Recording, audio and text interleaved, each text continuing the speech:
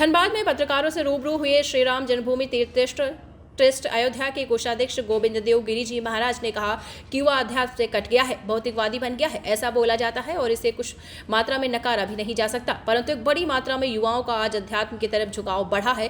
इस पर पुनर्विचार करने की आवश्यकता है।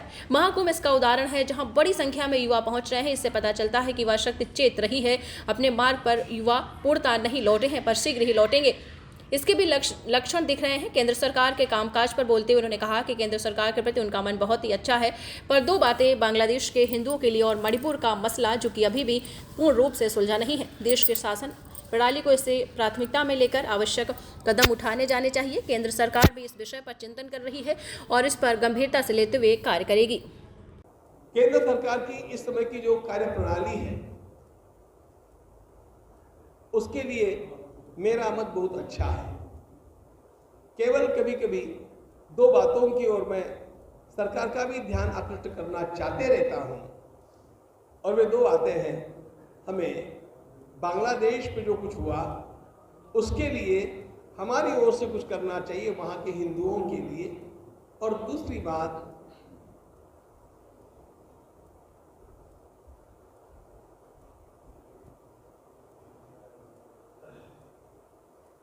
मणिपुर की जो समस्या है, मणिपुर की समस्या अभी स्थायी रूप से सुलझी नहीं है।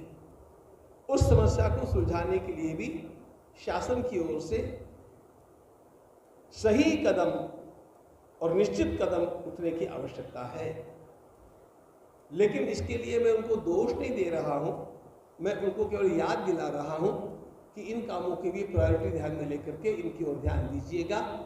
वैसे जो मेरा अनुभव है उसके अनुसार सरकार ने भी ये सोचा होगा, उनका भी एक टाइम टेबल होता है, किस समय किस समस्या की ओर कितनी प्रायोरिटी से ध्यान देना, उस प्रकार वो देंगे, ऐसा मेरा विश्वास भी है। कुल मिलाकर के मेरा उनके लिए बहुत अनुकूल मन है। अनुकूलता क्यों नहीं होगी? हमारे माननीय प्रधानमंत्री जी ने परसों डुबकी लगाई, कल डुबकी लगाई, बिना किसी प्रकार का व्यवधान यात्रियों के लिए निर्माण करते हुए चुपचाप जाकर के डुबकी लगा करके आने वाला प्रधानमंत्री इस देश को मिला, जो अपना बड़प्पन लोगों को थोपना नहीं चाहता है, लेकिन अपनी श्रद्धा को दबाना भी नहीं चाहता है। गए भी, डुबकी भी लगाई, जप भी किया, पूजन भी किया और चले भी आए, किसी को कष्ट भी नहीं दिया।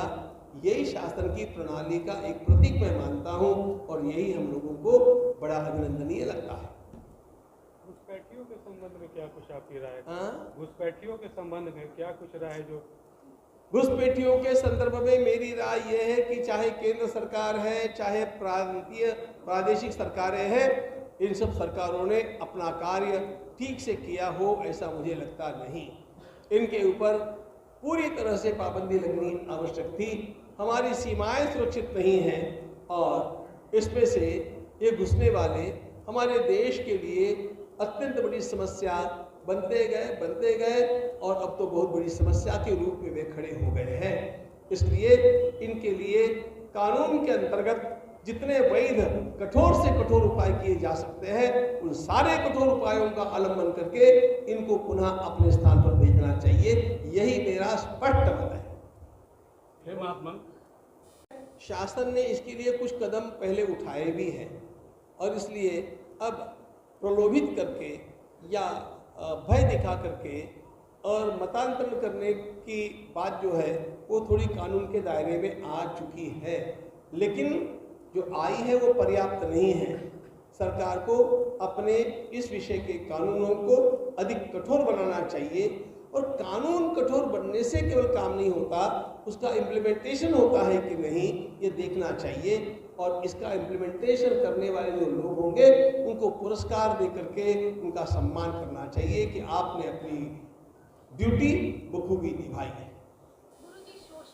सोशल मीडिया एक बाजार है, और उसमें बुराई का भी खूब बड़ा स्कोप है और अच्छाई का भी खूब बड़ा स्कोप है। अब इसमें ग्रहण करने वाला क्या करेगा, इस पर यह सब निर्भर करता है। लेकिन एक बात तो सत्य है कि पहले केवल बुराई का ही बड़ा फ्लड आ रहा था, अब अच्छाई का भी आने लग गया, इसलिए कम से कम लोगों को चॉइस तो भी है। और मुझे ऐसा लगता है आदमी बहकेगा तो कितने दिन बहकेगा, थोड़े दिन बहकेगा, लेकिन देर आए दुरुस्त आए वो पुनः अपने सही मार्ग पर आ जाएगा। इसलिए सोशल मीडिया मेरी दृष्टि में एक अच्छी बात है। बस सोशल मीडिया में एक गड़बड़ है, झूठी खबरें जो आती हैं, झूठे नैरेटिव जो दिए जाते हैं, उसके कारण हमारी जनता बरगलाई जाती है, वो कंफ्यूज हो जाती है, उसे ये निर्णय करना कठिन लगता है कि ये इसमें सत्य कितना है असत्य कितना है। वास्तव में कुछ लोग ये विचार करते हैं कि सत्य है कि नहीं है, बहुत सारी जनता तो बेचारी हमारी ऐसी है, उसको सत्य के रूप में लेकर के अपना काम करती है, ये उसका एक खतरा भी है। ऐसे ही नैरेटिव्स के माध्यम से लोकसभाओं में